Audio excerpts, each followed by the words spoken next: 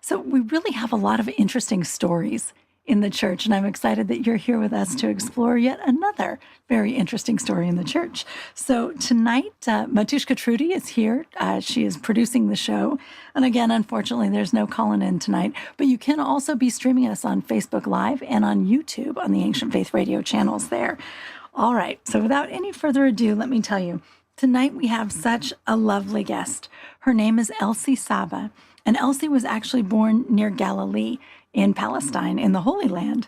And in fact, her father's Palestinian, her mother's Greek, but her mother was also born in the Holy Land and was there in Palestine.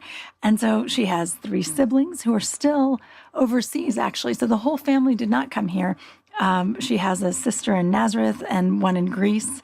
And so Elsie's had a really interesting life. And she married an Orthodox Palestinian American. And so they're living in California now, but she studied in Tel Aviv. She's worked all over the place. She's actually done quite a few different interesting things in addition to parenting her wonderful kids. So we are going to hear all about Elsie's life tonight, and I'm really excited about it. Elsie, welcome to the program. Oh, thank you. I'm very happy to be here. Oh, it's wonderful to have you here. I know you and I have mutual friends, and we've been trying to get in touch with each other, and it's been a mess. So I'm so thrilled that we're finally right here at the same time talking I to know. each other. Finally, we were able to make it. That's Glory right. to God.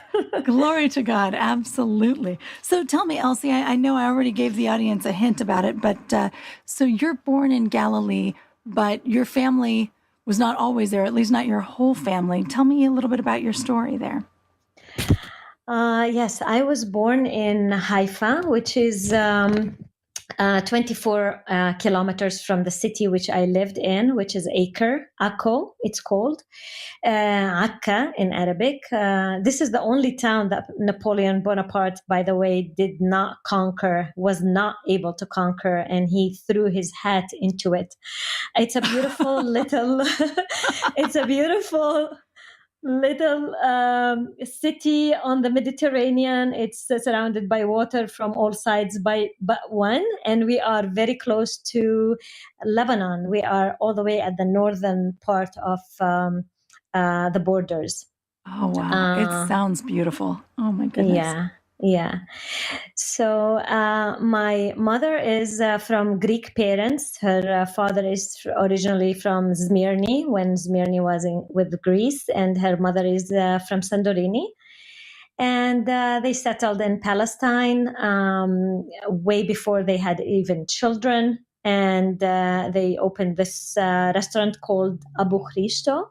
My grandfather, he's Anastasi, and his first son is Christo. So in Arabic, they say Abu Christo, meaning the father of Christo. That's how they call each other over there. And it's a seafood restaurant. It's very well known all over the world, actually. They come from all over the world to sit at a very, very unique and pleasurable setting, right on the Mediterranean, with all fresh seafood to offer. That's beautiful. Yeah, my father, he's also Palestinian. His ancestors they are from Crete. His last name originally was Spiridou, which means winemaker, and they moved in the 1800s to Palestine, and they were given the nickname, translating their name of the Greek name to Arabic name, which means also winemaker in Arabic. And the great-grandfather was beheaded by Al-Jazzar, Pasha, Muhammad Pasha Al-Jazzar, who was an Ottoman who conquered the place over there for many years. And because he was a winemaker, he ordered him not to make wine anymore. And he refused to follow because he's a Christian and he doesn't apply, the Muslim rules doesn't apply to him. And he promised that he's not selling any of the wine to any Muslims, but that wasn't enough. And he was beheaded at the step of the church in Acre. It's St. George Church, who he had a big part of building and creating back then. Wow. So you come from martyrs, really. Like they're in your story personally. That's kind of Yes. amazing. Yes. That's truly amazing. My goodness. Okay. Well, most Palestinians, they are either they become martyrs or they have some martyrs in their family, I guess. Sadly, I think that's true. I think for thousands of years, I think that's true, unfortunately, but and still today very much. But okay, so tell me, keep going. Tell me more. Okay, so we come back to this era. I was born, like I said, in the city of Haifa, because that's where the hospital is. I lived in Acre, but I studied also in Haifa because that's where the Christian schools are, from middle school up. And I was in a Catholic school, Italian Catholic school. So we had to speak Italian with the nuns because they were very, very Italian to the core. They wouldn't speak any other language. And then for high school, I went to the Christian Orthodox school, college, they call it, Arabic Orthodox College in Haifa. But that was mixed. The school was mixed with also many Muslims, all Arabs, though. There wasn't any Jews in that. It is considered one of the best Arabic schools, high schools in the country there. I graduated and I studied optometry. And I was invited to a mutual friend of mine and my husband's wedding. And that friend, he is visually impaired, and he has two siblings who are also visually impaired. And it was, the cross of the family at the time. And nobody would even imagine in that place for someone who is impaired to be able to make a future for themselves, because they don't have that accessibility over there the way we have today here.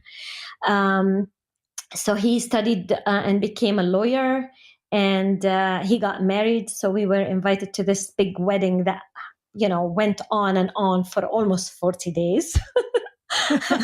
With parties and different, yes. It was like crazy.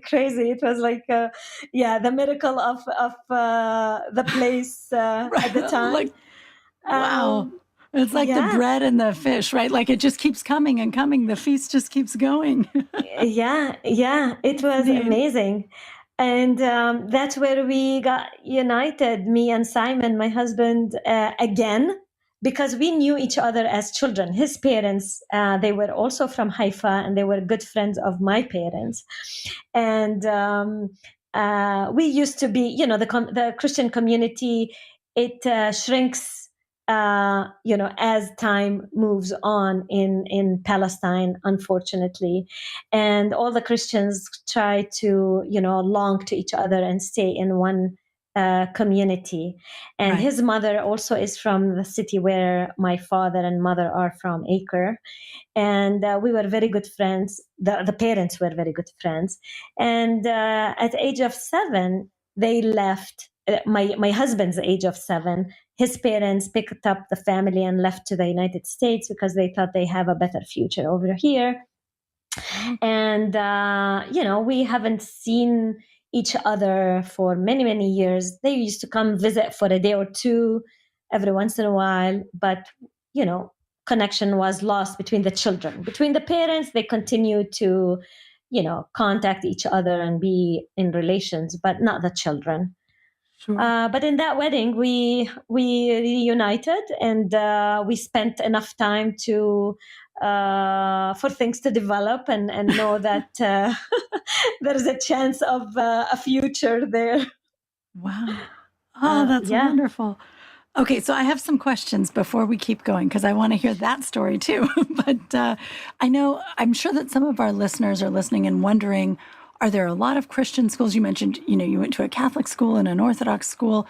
Are there a lot of Christian churches around, or Christian schools, I guess, and churches around the Holy Land still. What is that? And I imagine when you were a child, it was more than it is now.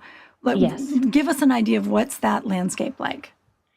Okay, so not every town has a Christian school, but most of the towns that have enough Christians, they create a school. And normally those schools, they are from way back, generations back, when there was more Christians in that town or city or place in the Holy Land. And they will create a monastery type of thing, like a convent. And that convent will open a school for the children in their community. So as far as schools in general, most schools, they are Catholic schools. Very, very, very rare to find any Orthodox school. There was one in Haifa, which is only from 8th grade and up. And that's the one I went when I was in high school. And there is another one or two in Jerusalem, and they are also Catholic. One is the Frere, is French, and the other is Roman Catholic in Jerusalem. And the rest of the towns, they are, little monasteries or convents that they have few nuns that they decide to open a school, and they have teachers. But those schools, they don't only accept Christians. Very, very few the schools that only accept Christians. And that's one of the schools that I went to in Haifa. It's the Nuns of the Carmelites. And they used to be very selective of who the students are. There was in the whole school maybe 3 or 4 Muslim families that they had their children there, and they were very beautiful families, beautiful children. We went along. They even came to church with us, and they studied gospel with us because this is part of the code. In to be part of the student body, you need to follow all the school's rules and system.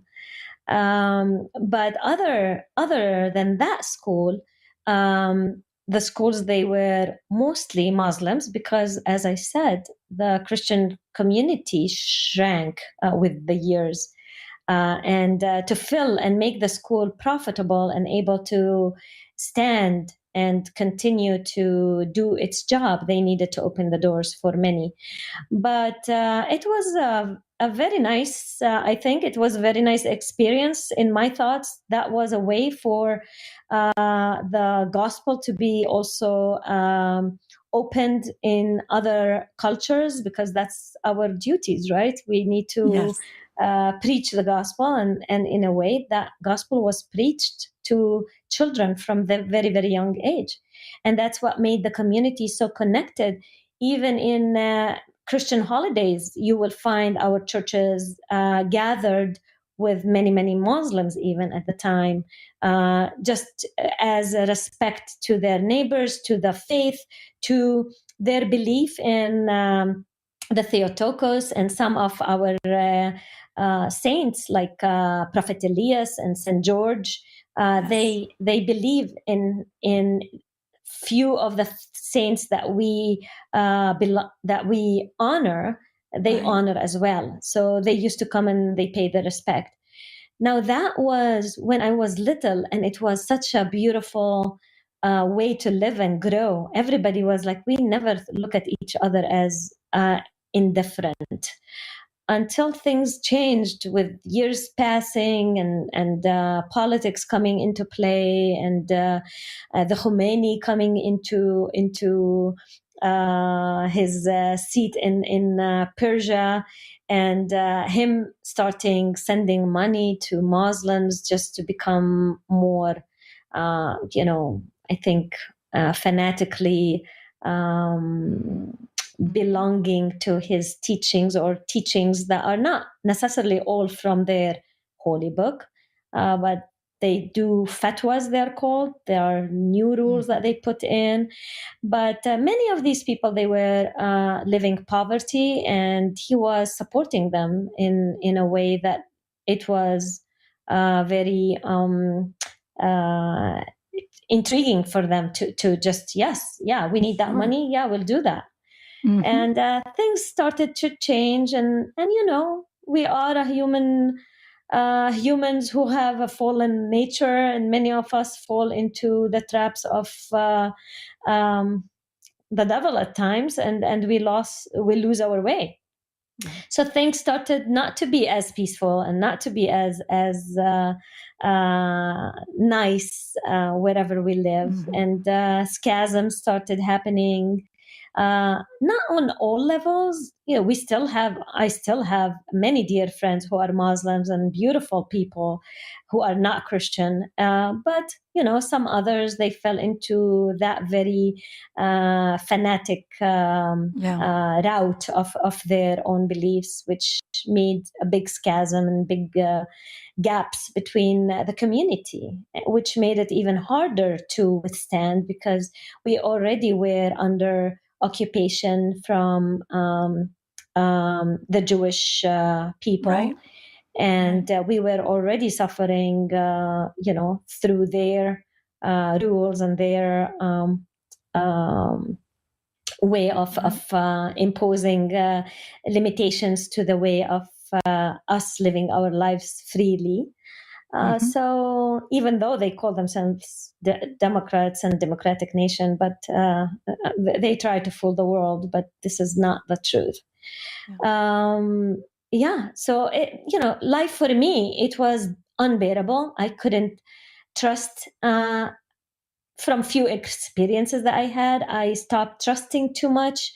I was very cautious of who my friends are, how much to open up, how much to be me. I was starting to just close up and be very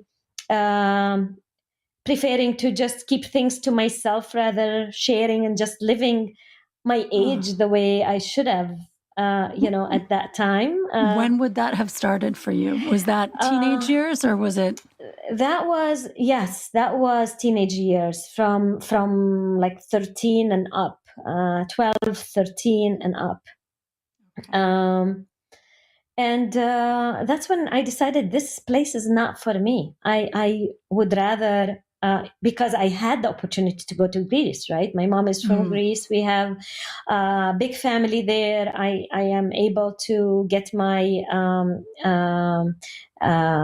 citizenship there. And that was an option that I had in mind.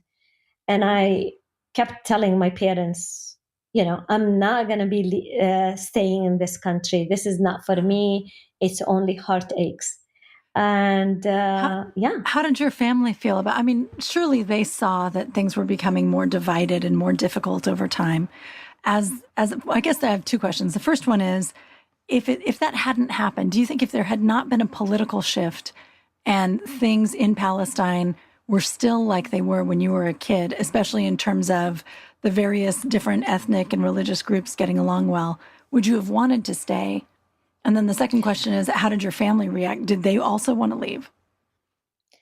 So for the first question, I always had the longing to experience something other than what I was experiencing, because even though it was beautiful, I haven't experienced something else. We only heard about how beautiful it is in Greece with my cousins, and how they can actually choose to do whatever they wish and move on in life, and be open to so many other different opportunities that they can engrave themselves into, which we didn't have back home, because as a minority, and you don't have to be an Arab. As long as you're not a Jew, you're called Goy.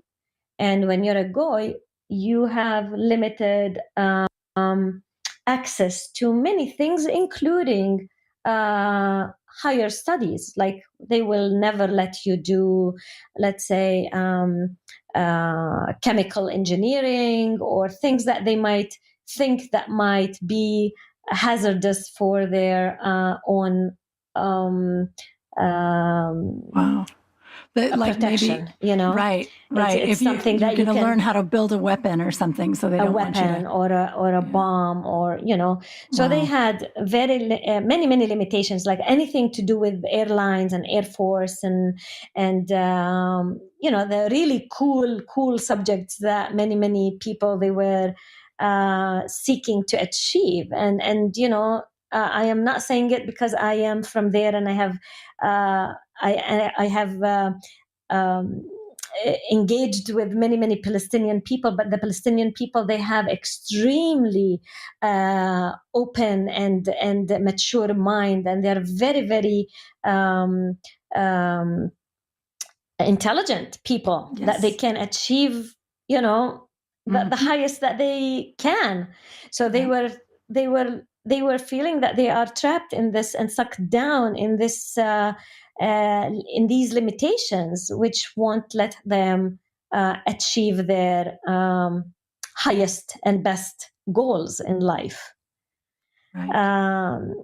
And Right. even from jobs, I studied optometry. I mentioned that before. When I graduated, I wanted to seek a job, so I was applying, and on the application they ask you, have you served in the military? Now there, all Israelis, they must serve in the military. If you are a man or a woman, it's a must duty. So as soon as you answer that saying no, so they know that you're not a Jew, or you are an Orthodox Jew, because they don't serve either. But an Orthodox Jew, it's very apparent on their the way they dress. You can tell that they are Orthodox Jew. So they can immediately know if you are a Jew or not, and according to that question answered, you can get the job or not get the job. And if you did get the job, your pay is going to be a lot less than the pay for a Jewish person who would get the job. Now, at the time, did they have the distinctions between, like, where you were located? I think, if I'm correct, that, like, if you are a Christian who is living in Jerusalem, you have a different legal status than one who is living in Palestine or in the West Bank, or was that already in place at that time? Yes. That was always in place. Like, we were the fortunate ones because we had a little bit more rights than the Palestinians who lived in the West Bank and in Palestine today. But we were, because we were Israeli citizens, so we had Israeli identification cards, which allowed us to roam freely and get jobs even with Israeli companies, even though those jobs were less paid and they were limited and other issues with them. But at least we were able to get some of them, right? But for the Palestinians in the West Bank, it was much different story.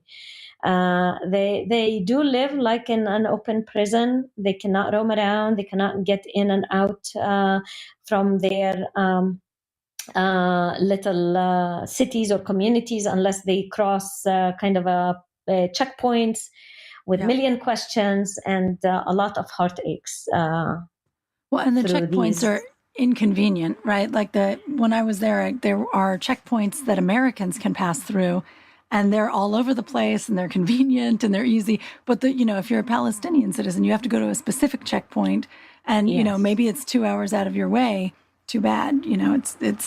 It's weird. It's a very as an American, it's a very surprising and shocking thing to see, honestly, even though we hear about it.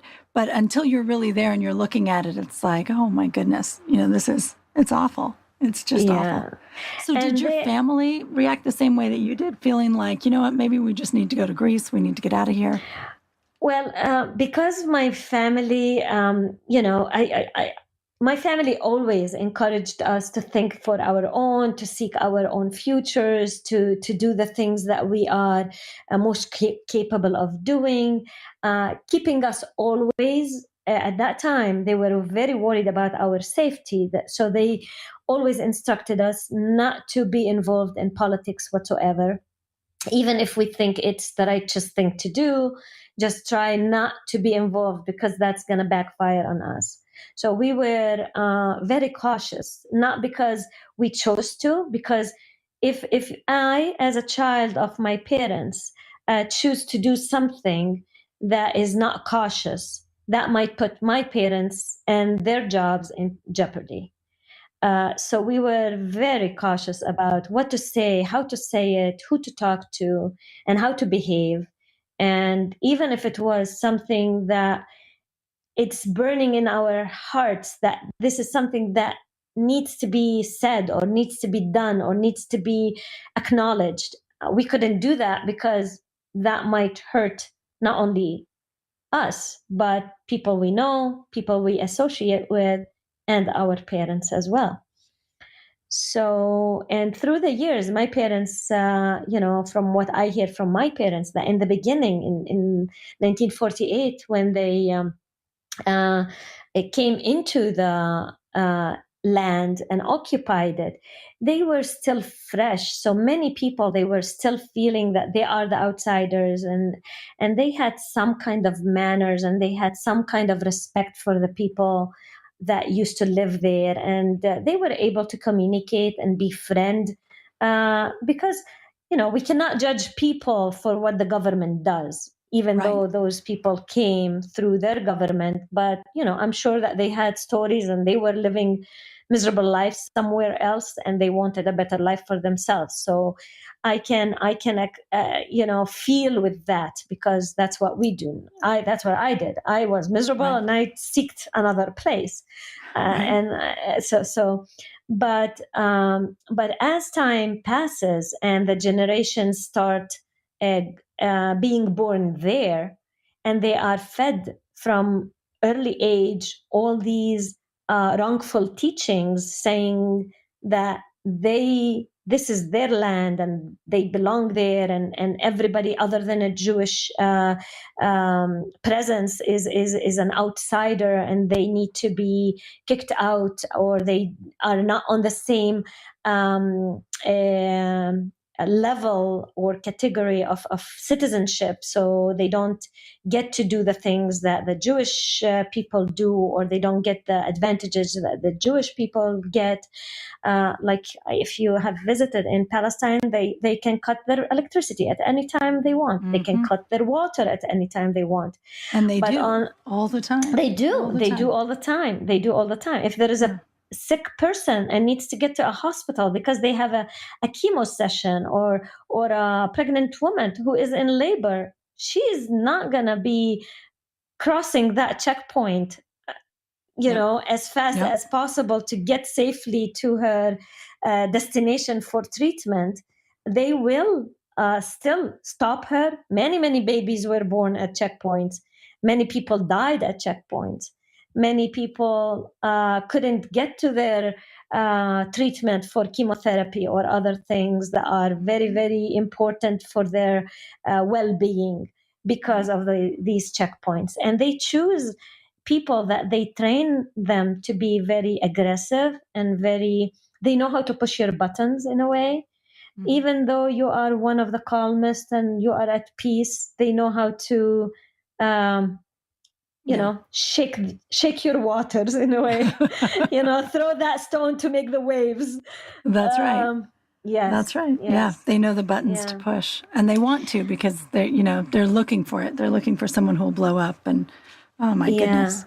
All and right. Alyssa, I feel really strange now that I am a lot more older, and I go there, and I see how people are treated and how much they take on without responding. And I remember how I used to be like that back then.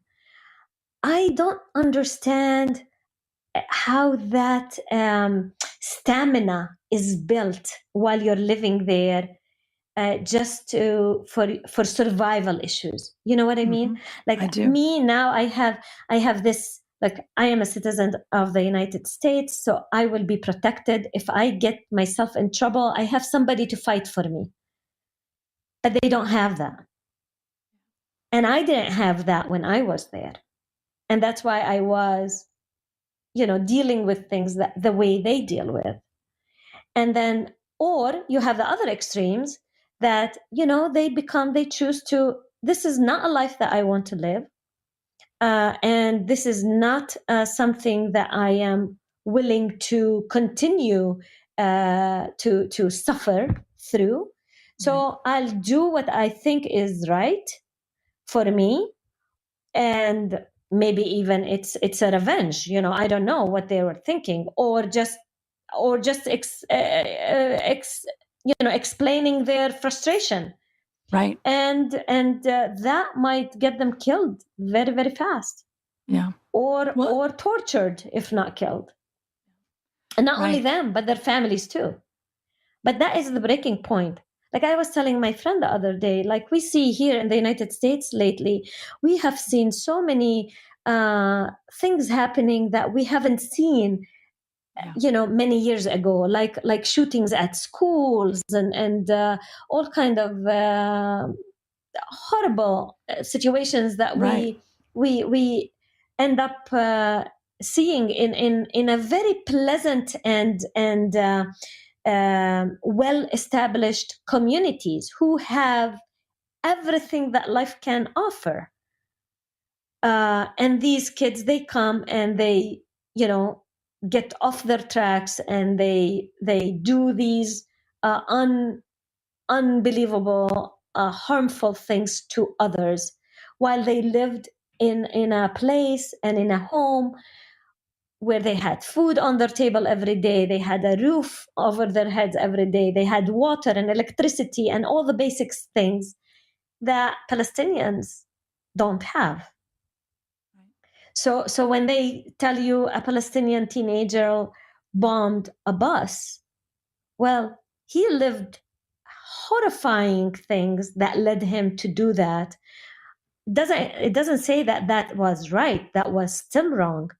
But I'm sure that he saw so much suffering to get him to that point, to do such a horrible thing, that people here, I don't think they understand that. And then in the news, they portrayed the Palestinian teenager who got frustrated and did this horrible thing as a terrorist. Right. And the Jewish nation who terrorized them all their life, and they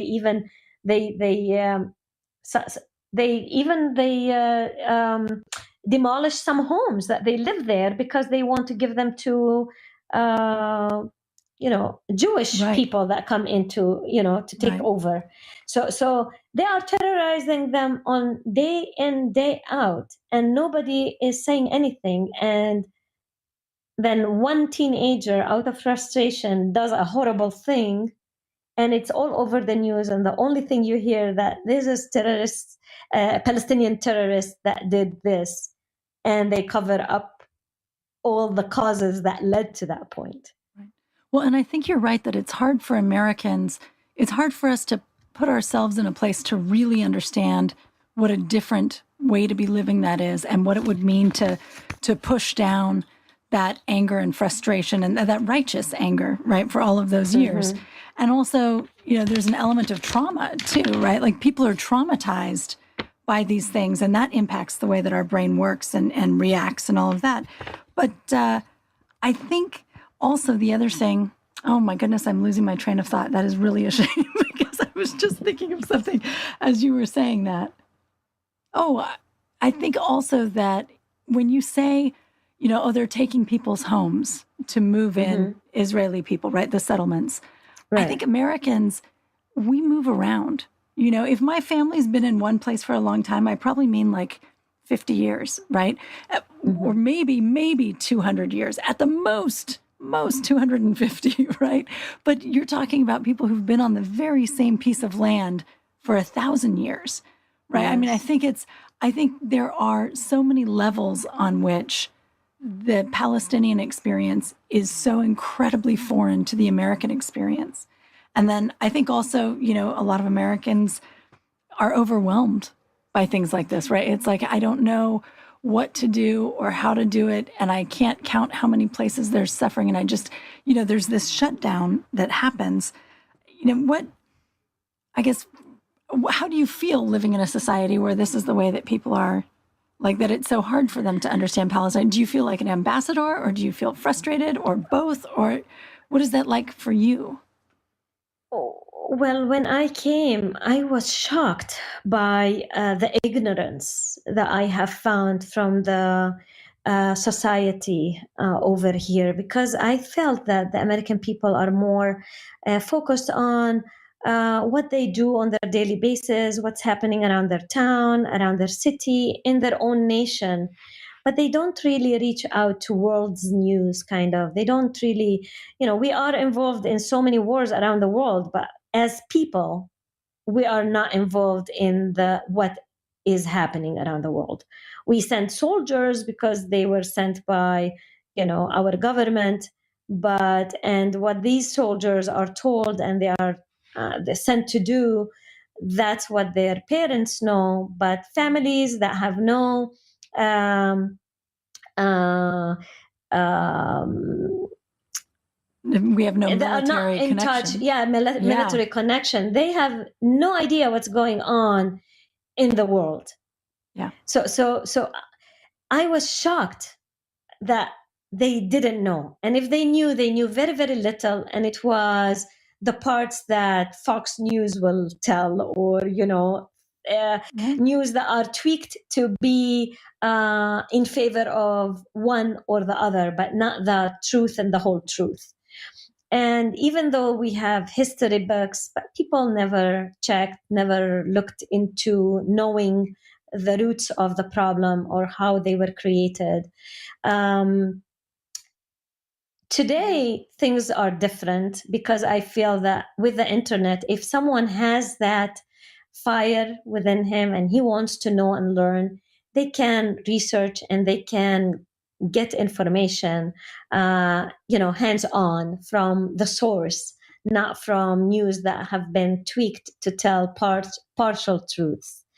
So today is a little bit better, but we have to have that acquisition. We have to have that want to learn and want to know. Like today in Afghanistan, so many women, so many people are being in such a huge frustration. I feel so bad. My heart goes out to all these who are going to be under a regime that is going to be so oppressive to these people. But I don't think that the normal American citizen who is born here, lived here, and they live the life of abundance that we have here in the United States, they really care what's happening in Afghanistan or in Palestine or in anywhere else in the world, in Lebanon, Syria, Iraq, Egypt, Sudan. There are so many places that they are suffering, and we have, some kind of connections with them, because we are all human on this land. And I believe that we are born in the image of God and Christ, and we are all to be, some kind of compassionate to each other's needs and compassionate to each other's pains, and try to understand, at least if we can't do anything, just to try to understand the situations that they live in, and if there is a possibility to help, then this is our duty to do. And I also find, I think endurance builds character. Isn't that what St. Paul says? I think that people who suffer a lot, they are transformed through their pain to something that is more selfless and more sensitive to other people's needs. And that what makes them so beautiful, and that keeps people firm in their struggles and in their beliefs, and they find it to be the cross that they, especially Christian people, they find it to be the cross that they need to carry for the resurrection, because there is no resurrection if there wasn't any cross, right? That's right. There must be death for us to be resurrected. And this is the pain and the suffering that we, that Christian society in the Holy Land are going through, hoping for that resurrection, for that, meaning at the end of their existence. Well, and I'm glad that you bring this up, because I have a question for you really along these lines. Because as you say, when you're going through suffering and struggle, you develop more compassion for others, and you develop perhaps more awareness of things like this. And in America, we really have had very little suffering and struggle comparatively. So do you feel like you've changed since you've come to America? And in particular, spiritually, was it, and this may sound crazy, but was it easier to be like really connected to God in a situation where you were under that kind of oppression and struggle? Or do you not see a difference? Do you know what I'm saying? Like, I feel like sometimes when we go through, say you're going through cancer, you somehow, sometimes, not always, sometimes you feel closer to God because you're in the middle of that struggle. And then when life is easy, it's hard to get closer to God, and we need, to work on it harder. What do you think about that? Yes, I feel that when you're living there and the pain is so harsh, and you have nothing in hand to protect yourself and your family and your properties. They uprooted olive trees that they were the main income of so many families for years and years, thousands of years, like you said, from generation to generation.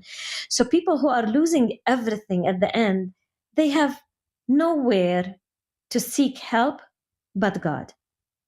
So you will see people on their knees, and I think that is the turning point. That's when they start they don't really care about their olives that they have uprooted, but they just want that peace to overwhelm their family, their children, the protection, but at that moment they are praying for all of that, and that moment is beautiful because they get connected and they receive their peace, which is going to make them be able to continue to live their life with all the losses that they have lost. But life goes on, and that moment is not there anymore, and you get distracted and you get frustrated again, and that frustration builds up again until you get to this next moment, which you reconnect again. And it's, they live from that connection moment to the next connecting moment, which gives them the fuel to travel from one moment to another, if you know what I mean. I do. I know exactly what you mean. And through between moment and moment, there's a lot of suffering that builds to the next moment, and it goes on. Now, since I came here, I have lost my moments, let me tell you. Yeah. So those moments, they are not as often, and they are not as deep. But my faith has grown because I am able to focus on attending my spiritual longings and needs. So I do go to Bible studies, which is a lot more available here than there. A lot more structural is here than there at the time when I was there, of course, too. I am able to connect with communities of faith and to encourage each other and feed on each other's faith, so we can grow in faith and understand the gospel in a much deeper way through reading it. Over there, they might not have the time to read the gospel. They live it. Yeah. They live the experiences. They hear the stories, but they don't have that, very structural attendance to things that they need to do to keep their knowledge of faith going through scripture. Right. But their faith keeps them in the scripture in a way without even reading the gospel. Absolutely. Well, and it's a little bit like the fasting, right? We have to do these self-imposed fasts to give ourselves a little struggle. Whereas, if your life really is truly struggle, you're going to receive all the benefits of the fasting naturally. And it's not, not that they don't fast, but that they don't need it, I think, maybe in the way that we do. But yes. What sort of things would you say? So you do Bible studies here. I assume, you're involved in the parish, in your church. Tell me a little bit about your life here in the United States and how, do you miss being back there, or is it, I don't know, are you torn about it? Is it like it would be a beautiful thing to be able to visit the family, but it's also so frustrating and upsetting and difficult? How does that work for you? I miss my family a lot. We connect every day. I talk to my sisters and my mother on daily basis. We never disconnect, especially now that, we have the internet and we do that for free. When I first came, it was once a week, and I used to pay a lot for my telephone bills.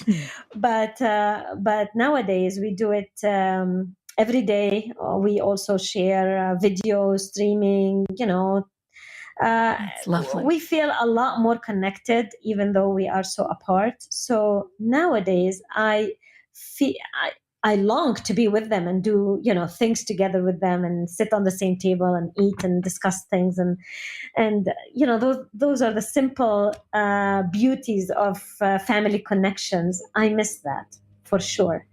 But do I miss living there? No, I don't miss living there. No one is going to miss living torture, I don't think. I do miss the deeper spiritualities that we used to have there. I do miss that pain that makes you grow in your faith and become so much kinder, nicer, more beautiful human being.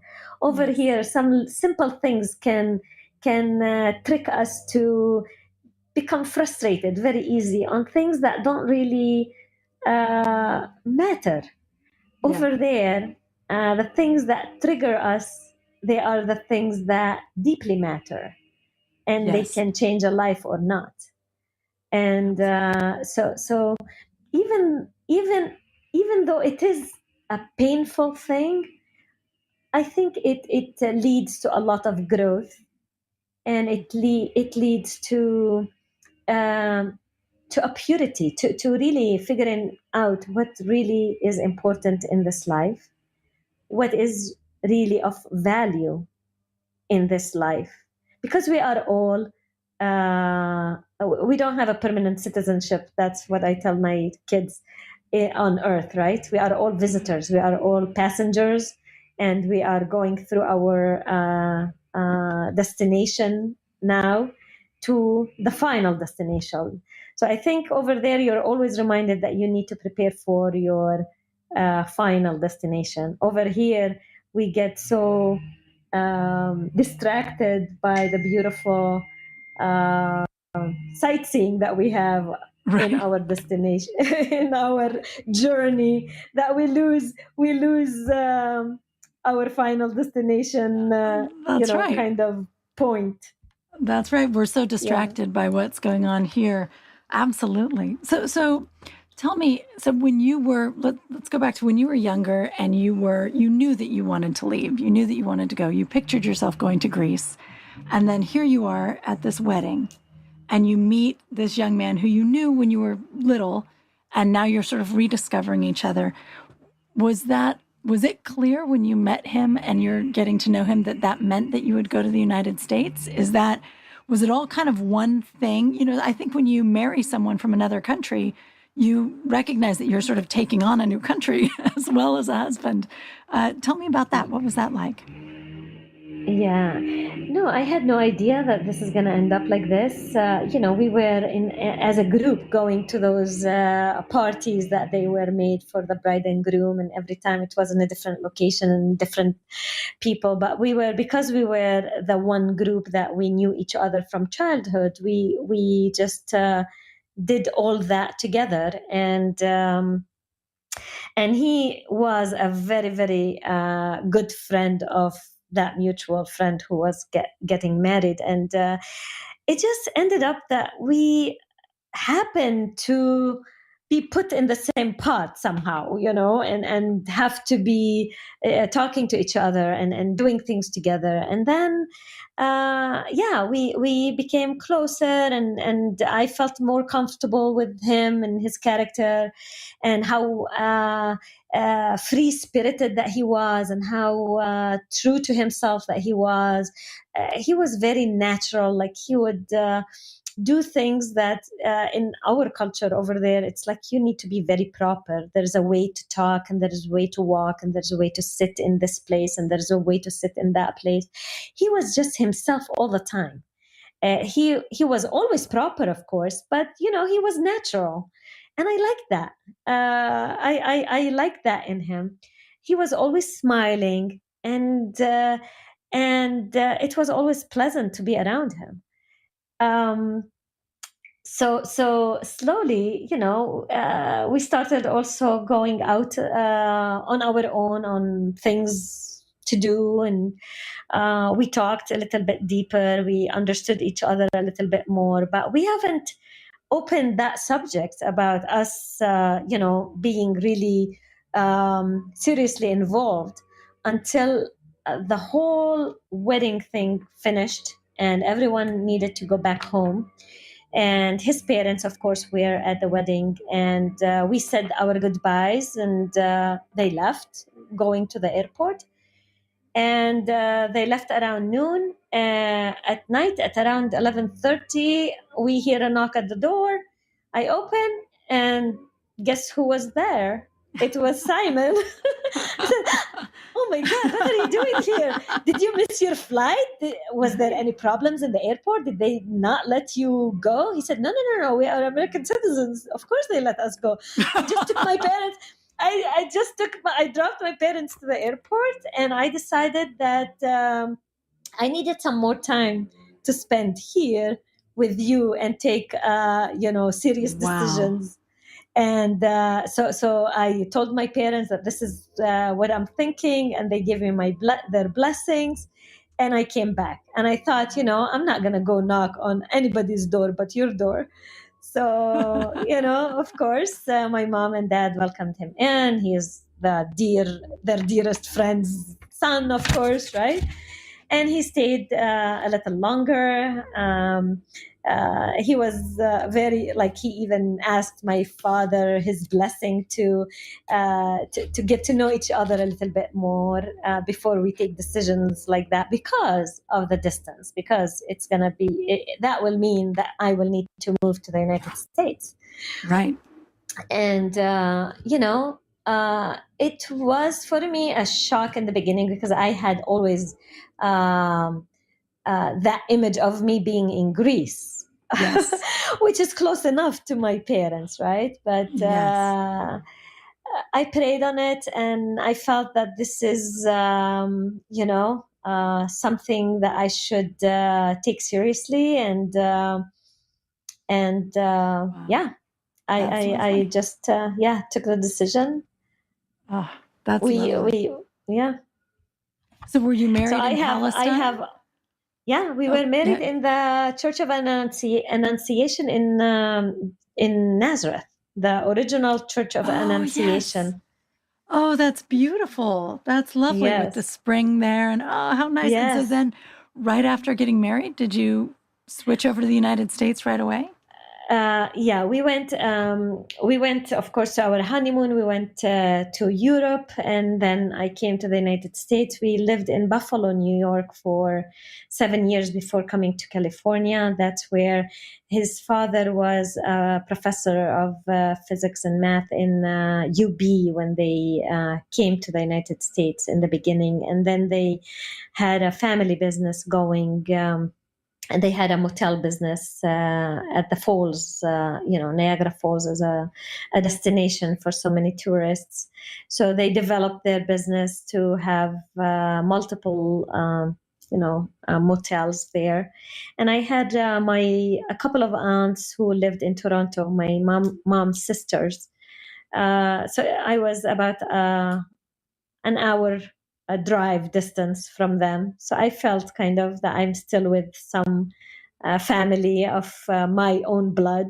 So it was good and bad. It was difficult because I was far, but it was good, but because I had my mom's sisters who are very, very similar and very similar to my mom. So I felt like I'm having the smell of my mother and Yes.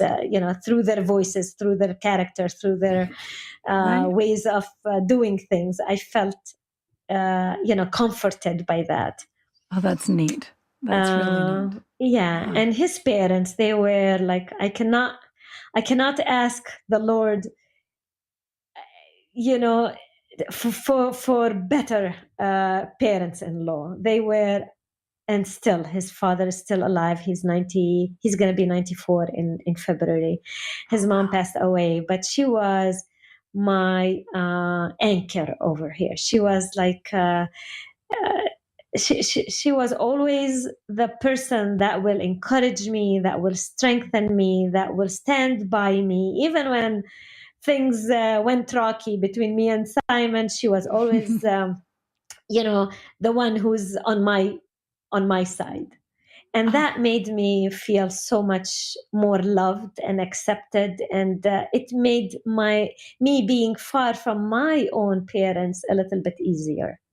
Oh, I'm sure. And it is beautiful to have family in both places, really, in the end. Yeah. And maybe all three places, in Greece, in Nazareth. I have family all over. When you are born in Palestine, you end up with family all over the world. My mom comes from a large family. She has 6 sisters and a brother. The brother is Christo, of course, who passed away 3 years ago. And my mom is second oldest. Her oldest sister, she moved to Toronto through her other sister, who is one of the youngest. Mary also was in Toronto. She married, and her husband had lived in Canada for many years, so she was able to come here. I have one aunt in France. I have 2 aunts in Greece. And then I have my mother and my uncle back in. Wow. Yeah, and then I have many cousins who are all over. Oh, that's lovely. That is just beautiful. And Elsie, I so appreciate you coming on and giving us some first-person insight into what it's like to be Palestinian. I think that's such a rare opportunity for us over here, and we just so appreciate your time and your very eloquent insights. Thank you so much. Thank you for the opportunity you gave to me. And I just would like to remind people that Christ himself was Palestinian too. So don't engage the name Palestinian with terrorism. Engage it with Christ and the love that Christ can spread all over the world. And through his love, he conquered death and sin and made us to become in his image, not only an physical image, but also spiritual image too. We are all seeking to become more faithful and more holy the way he wishes us to be. Glory be to God. Thank you so much, Elsie. And thank you to our audience for joining us. And please come back next Sunday night to meet another everyday Orthodox Christian. Good night. Thank you. Good night.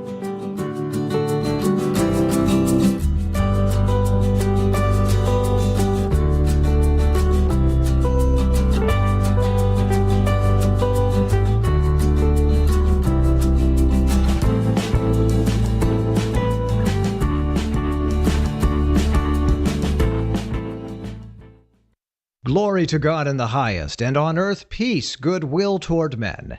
This is Ancient Faith Radio, your Orthodox Internet connection. Hi, I'm Elisa Bielatich-Davis. I love Sunday school and youth ministry, but I think we all know that faith is formed in the home. Orthodoxy is not a collection of ideas you can teach in class or hand off in a program. It's not a list of theological propositions. Orthodoxy is a way of life. It's a way of seeing the world. It's living your life for Christ every day. And that's what we need to pass on to our children. Our holy tradition offers us so many treasures, but sometimes there's so much that we don't quite know where to begin. We read books about wonderful monastics praying in caves. We read about saints giving up their lives, but how do you pray in a busy house full of kids? And more importantly, how do you teach the kids to pray, to fast, to love Christ, and to chase after him? That's why Caleb Shoemaker and I wrote the book, Blueprints for the Little Church. It's for anyone, young or old, newly converted or born Orthodox, who wants to establish beautiful Orthodox rhythms in their home. The Church offers us so many ways to set our lives and our hearts to the beat of Holy Orthodoxy. We want to help families find that rhythm, living and growing with the tools that God has given His Church. You'll find Blueprints for the Little Church at the Ancient Faith store and wherever you buy books. Or if you prefer, check out our ebook and audiobook. And if your family would love a weekly podcast where you can learn about the faith together, join me and Christina Wenger on Tending the Garden of Our Hearts, a podcast for the whole family on Ancient Faith Radio.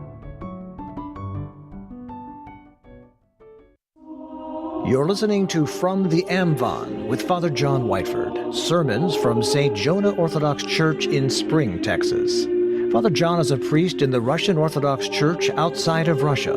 He's the author of Sola Scriptura, an Orthodox analysis of the cornerstone of Reformation theology, and the general editor of the St. Innocent Liturgical Calendar. Here he is with today's lesson. In the name of the Father, and of the Son, and of the Holy Spirit. We live among people and in a world that is filled with sorrow and darkness, and it should be a joy to us to come into the house of the Lord. And Psalm 121 or 122, if you're looking at a Protestant Bible, talks about this. Psalm 121 is a song of ascent, and it's the third of 15 of these psalms, and these psalms are all about our journey to the kingdom of heaven. And it begins, I was glad because of them that said unto me, let us go into the house of the Lord. You can tell how much you really love God by how glad you are to go into the house of the Lord. If you don't feel joy when it's time to go to church, what you need to do is to make yourself go until you do. But it's not to say that everything about church is all, warm and fuzzy. Standing in church for a long service, it's difficult, it's work. The very word liturgy means service. So we're here to serve God. We're not here to be served. And so there's a labor in the worship that we do, but there's also a spiritual refreshing that we experience when we come to church, and there's also a joy that we experience being among our fellow believers that we don't get to see all the time. And so that's why you should be glad when you go into the house of the Lord. Now, the psalm was, of course, written originally about the earthly temple. But the earthly temple in Jerusalem was an image of and type of heaven. And this church also is likewise an image and type of heaven. But we go to earthly temples to get a taste of heaven, and that taste of heaven that we get when we go to church on a regular basis gives us the strength to make our journey through this life and into the kingdom of heaven in the next life. The psalm is about a pilgrim who's glad when he hears his brothers and sisters say it's time to make the pilgrimage to go to Jerusalem, because Jews who did not live in the immediate vicinity of Jerusalem were still obligated to go if they were within a reasonable journey distance to make the pilgrimage to the city of Jerusalem on the three major feasts that they had during the year. And if they were really far away, they were still obligated to do this pilgrimage at least once in their life. But the psalmist obviously had been there before, so when he hears people talking about going to the house of the Lord, he's also remembering his past experiences. He says, "Our feet have stood in thy courts, O Jerusalem. Jerusalem is builded as a city which its dwellers share in concord." St. Peter tells us that the heavenly temple is built with living stones, which are the faithful of all the ages, and Christ is the chief cornerstone. And he says, "Ye also as living stones are built up a spiritual house, a holy priesthood, to offer up spiritual sacrifices acceptable to God by Jesus Christ." And the dwellers in this city share in their communion with Christ, is what it's talking about, the dwellers share in concord. So we are all fitted together in the church. "For there the tribes went up, the tribes of the Lord, a testimony for Israel, to give thanks to the name of the Lord." Now, the literal meaning of this would be talking about the various tribes of Israel that would make these pilgrimages, but spiritually this is speaking about all the saints that have gone before us who are witnesses to God's faithfulness in their lives. That's why we read the lives of the saints. That's why we read the scriptures, because we see how God was faithful in their life, and that builds up our faith that God will be faithful to his promises to us. And where the saints have gone before, we're supposed to go. We are following in their footsteps. "For there are set thrones unto judgment, thrones over the house of David." And this is speaking of the final judgment in which the saints take part in the judgment, and the wicked receive their due, but the righteous will inherit the kingdom of God forever. "Ask now for the things which are for the peace of Jerusalem, and for the prosperity of them that love thee." We are to pray for the peace and unity of the church on earth. And that's one of the significances of the commemoration that we have today, the commemoration of the Holy Fathers. These councils that we commemorate were councils that were born out of strife, but they brought peace to the church, and we are to pray that peace prevails today. Because when there's peace and concord in the church, it prospers, and the church is able to do what it's been called to do. And so we are called as individuals to be peacemakers in the church. And this doesn't mean that we promote peace at any price. There are many evangelicals. This is the background that I come from, so I know these folks because they're the people that I come from. Many of them, they're very nice people, but they're nice to a fault, and in their church life, sometimes they're so nice that they'll allow error to spread until it winds up taking over a denomination, and they wind up having teachings that are totally foreign to what the people who founded that denomination to be. We're not supposed to be peacemakers in that sense, because that's not real peace. That's a shameful peace. You're making peace with God's enemies when you make peace with error or truth with falsehood. But we are to pray and to seek to establish the church on earth in the unity of the faith and in love for one another, because where we have unity of the faith and where we have love for one another, we can do great things as a church. "Let peace be now thy strength, and prosperity in thy palaces."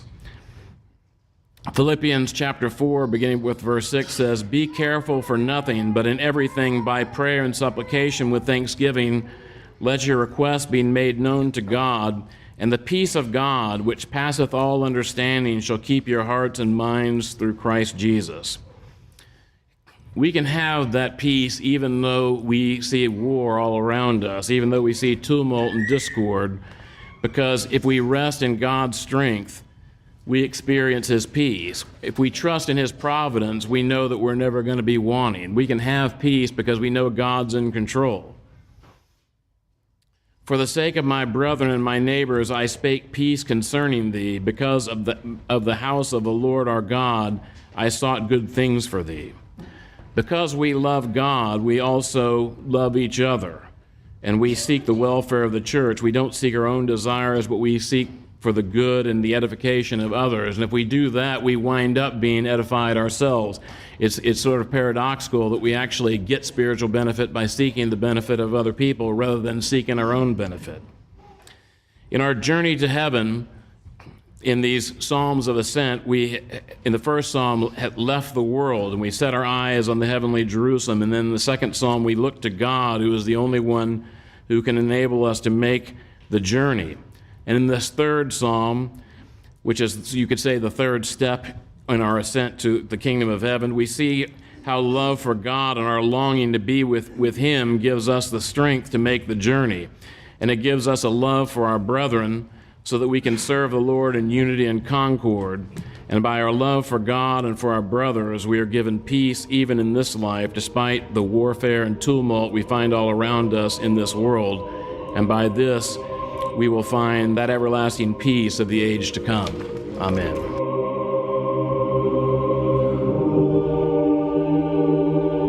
From the Amvon, sermons from St. Jonah Orthodox Church in Spring, Texas. Father John Whiteford is the priest at St. Jonah's and the author of Sola Scriptura, published by Conciliar Press.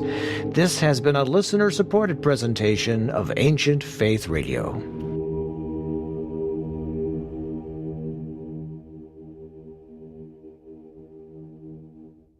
Come and study the Holy Scriptures with us as Father Stephen DeYoung teaches verse by verse on the podcast, The Whole Counsel of God. Father Stephen holds a Ph.D. in Biblical Studies and is an Orthodox priest serving at Archangel Gabriel Orthodox Church in Lafayette, Louisiana. Okay, so we will go ahead and get started. And we will be, when we get started in just a moment, we'll be picking up at the beginning of the Revelation of St. John, chapter 15. And I'm not going to spend too much time doing catch up because we're about to start another one of those cycles. So as I've been repeating at the beginning of almost every class, as we've talked about before, the book of Revelation is sort of structured around this set of cycles, right? Where St. John will introduce ideas, and then as the cycles go forward, he develops those ideas more and more. And so we just came to the end of one of those cycles, and we saw the grapes of wrath. We saw angels trampling out the vintage where the grapes of wrath are stored. Insert other cultural sub-references here. But we sort of saw this last cycle culminated in another image of the final judgment. And this used imagery having to do with a harvest, right? That it's imagery that is used fairly frequently in the Gospels when Christ is teaching, because most of the people who are sort of following Christ in his ministry and hearing him preach were peasant farmers. And so this is why so many of the parables have to do with farming, right? And these kind of things that were part of their daily life. And one of the recurring images is that, you know, you have a field, right? It's growing, and in it, there's growing the wheat, the good stuff that you're trying to grow. And then there's also other stuff, right? Weeds, other plants. And in order to not harm the wheat, right? In order to not harm the good stuff that you're trying to grow, sometimes that means you're not able to intervene with some of the other stuff that you don't want to grow. Because if you went in to try to get rid of that, you could end up damaging your actual crop, right? And so the farmer sort of lets everything grow, but then the day of harvest comes, and then everything gets harvested, and the bad stuff gets thrown and burnt. The good stuff, right, gets harvested and brought into the barns, right? Or a similar harvest metaphor where you have wheat and chaff, you have the actual wheat kernels, and then you have the junk that's not edible, right? And so you have to go and separate that out, right? On the threshing floor, the worthless stuff is thrown out, the good stuff is kept. All of those images were kind of picked up. Now, in this case, it was a grape harvest, right? And we saw how they made a play on the way in which wine is referred to in the Hebrew idiom often in the Old Testament as the blood of grapes. There's sort of a play there in terms of the judgment, and a wine press where the grapes go into. But so that was the culmination of one cycle. And so now, as we pick up here at the beginning of chapter 15, we're going to be starting a new one. Like most of these cycles, it's going to start again in heaven, right? St. John tends to find himself back in heaven before God's throne, and then things unfold. We come to an image of judgment, and then we cycle back around, right? And so now we're starting another one of those cycles. And as we saw with some of it's been a little bit now, but as we saw with some of the early cycles, they were structured around 7 things, right? 7 trumpets, the 7 seals. We're going to get another set of 7 here coming up. We'll see tonight in this cycle. So unless anybody has any leftover questions, comments, reasons for an excused absence, we'll go ahead and pick up in Revelation of St. John, chapter 15, verse 1. Then I saw another sign in heaven, great and marvelous, 7 angels having the 7 last plagues, for in them the wrath of God is complete. So, if we were trying to interpret this as just a linear narrative, right? These are all things that are going to happen in the future in this order, one after another, right? This wouldn't make a lot of sense because we've already seen a couple last judgments, right? The whole earth has just been harvested, right? And the righteous have been redeemed and the wicked have perished. And now we're going to get more judgments on somebody, right? So this is part of what I mean, why we have to understand this is this series of cycles that are sort of overlapping, right? Sort of different perspectives, different images on these things. And so what he sees in heaven are these 7 angels who have the 7 last plagues. And the 4, there is a because. So what is the because answering? The because is answering why 7. Because when you hear plagues, you might think there would be 10, right? Because of the Exodus. Right? At the Exodus, there were 10 plagues that came on Egypt, right? So why are there 7 plagues here? Well, there are 7 plagues here because in them the wrath of God is complete. And as we've talked about, 7 represents sort of completion or the whole thing, right? So that's why there's 7 and not 10. Verse 2, and I saw something like a sea of glass mingled with fire. And those who have the victory over the beast, over his image and over his mark and over the number of his name, standing on the sea of glass, having harps of God. Okay, so this is a confusing image, right? And the Greek even kind of indicates that St. John is sort of struggling to describe what he sees, and you kind of get that through the way they did it in English. Like they added, remember, words in italics were added, but that's why they added that something, that word something there. I saw something like, right? Because it's trying to convey that idea in English that he's struggling to describe the thing that he's seeing. And so you have a sea of glass with fire in it, right? So fire in the water, right? That's the idea. But the key thing here are 2 things: that it's a sea of glass, and that those who have been sealed by God, right, who are victorious. So these would be, going back to the last cycle, these would be the martyrs, right, who are killed for not receiving the mark of the beast because they had the mark of God. So they're now victorious in heaven, right? And they're going to be worshiping God.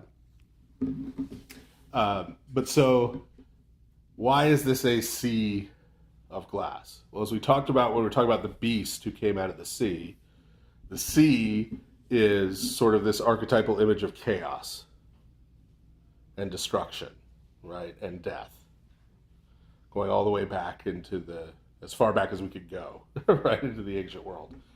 This is why the flood, right? So when you have a sea that is so calm and so still and so subdued that it's a sheet of glass. It's like a sheet of glass, right? So the idea here is the most chaotic element, right, of the creation